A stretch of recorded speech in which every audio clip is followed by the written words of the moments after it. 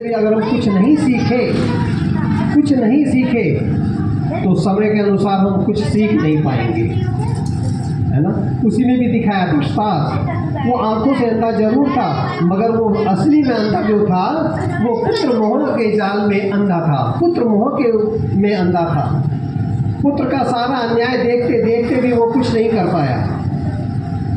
इसीलिए कहा जाता है आज भी वही स्थिति है जो उस महाभारत में थी, आज वही स्थिति चल रही है। वहाँ द्रौपदी को दिखाया, घर गृहस्थ में रहते हुए भी उसको अपमान किया गया।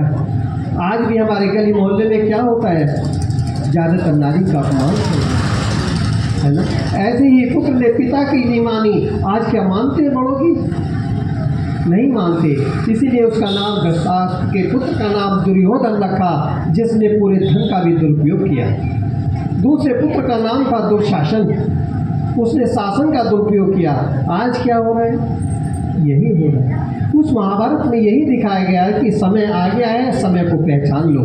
आज वही समय चल रहा है, हम समय को जान ले, पहचान ले और समय के अनुसार चले तो हमारा आने वाला जो समय है वो सुधार सकते हैं। आने वाला समय से मतलब है आने वाला जन्म।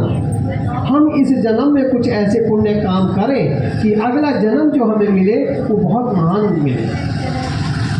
हम इस जन्म में अच्छे काम करेंगे तो अगला जन्म हमारे अच्छे घर में होगा।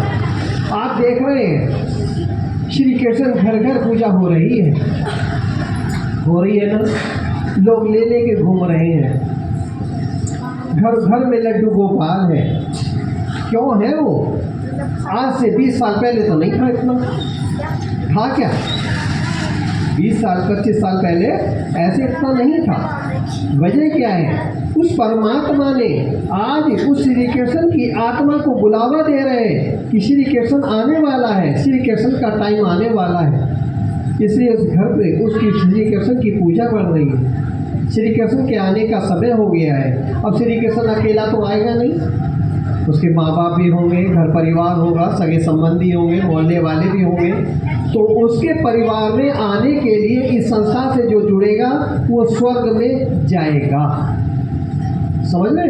जो उस परमात्मा के जो गुण सुनाए जा रहे हैं, जो सिखाए जा रहे हैं, वो हमारी बुद्धि में जाएंगे तो हमारी आत्मा पावन बनेगी। और जब ये शरीर छोड़ के हमारा अगला जन्म जाएगा वो स्वर्ग में जाएगा। कहते हैं कि भाई नवरात्रों में आत्मा ने शरीर छोड़ा, स्वर्ग में गई है। क्या वो स्वर्ग में जाती है? नहीं जाती। उस आत्मा को यही नहीं पता स्वर्ग का रास्ता कहाँ है। उसे ना तो ये पता कि ले जाने वाला कौन है, लाने वाला कौन है, स्वर्ग है कहाँ, कब होता है, कैसे होता है। जब हमारी आत्मा को रास्ता ही नहीं पता तो वो कहाँ जाएगी स्वर्ग में? स्वर्ग तो धरती पे ही होता है ना। आप देख रहे हैं सभी देवी देवता कहाँ हुए? इस भारत भूमि में ही हुए ना। कोई आसमान में तो स्वर्ग नहीं होता ना। स्वर्ग होता है इस धरती पे जब हमारे देवी देवता आते हैं। तो इस कलयुग के बाद में क्या आने वाला है? स्वर्ग आने वाला है। और स्वर्ग की रचना स्वयं परमपिता परमात्मा ब्रह्मा बाबा के द्वारा ज्ञान सुनाने के बाद में, दैव को धारण कराने के बाद में आत्मा पवित्र हो जाती है, तब घर जाती है। तब ये आत्मा जब यहाँ धरती पर आएगी तो स्वर्ग बन जाएगा। इस धरती को पावन बनाने के लिए विनाश की तैयारी चल रही है। विनाश हमें दिखाई दे रहा है मगर जो परमात्मा का रास्ता है, जो गुप्त कार्य चल रहा है वो नहीं दिखाई देता। क्योंकि परमात्मा नहीं दिखाई देता किसी को, आत्मा नहीं दिखाई देती किसी को, तो उसका कार्य भी गुप्त चल रहा है, वो भी किसी को नहीं दिखाई देता। क्योंकि ये कार्य ये गुप्त चल रहा है। उस गुप्त कार्य में आपके लावड़ में हमारी दीदी ने अपना तन मन धन समय संकल्प लगाया और कितनी बार, कम से कम तीसरी बार तो प्रयास चल ही रहा है। तीसरी बार इस लावड़ में प्रयास चला है। आज तक दीदी ने इतना प्रयास कभी और कहीं नहीं करा। पता नहीं वो परमात्मा इनके द्वारा इस लावड़ में क्या कराना चाह रहा है, ये तो वही जाने, उसकी लीला जाने, है ना।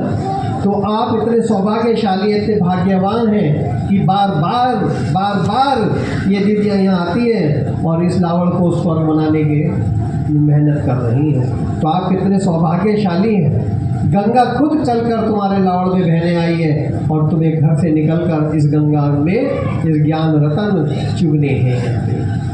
ठीक है। आत्मा और परमात्मा का मिलन इसी समय होता है जब कलयुग का अंत होता है और सत्युग की स्थापना होती है। इन दोनों के बीच को कहते हैं संगम। उस संगम पर परमपिता परमात्मा शिव आते हैं। ठीक है, अब हम अपना अनुभव सुनाते हैं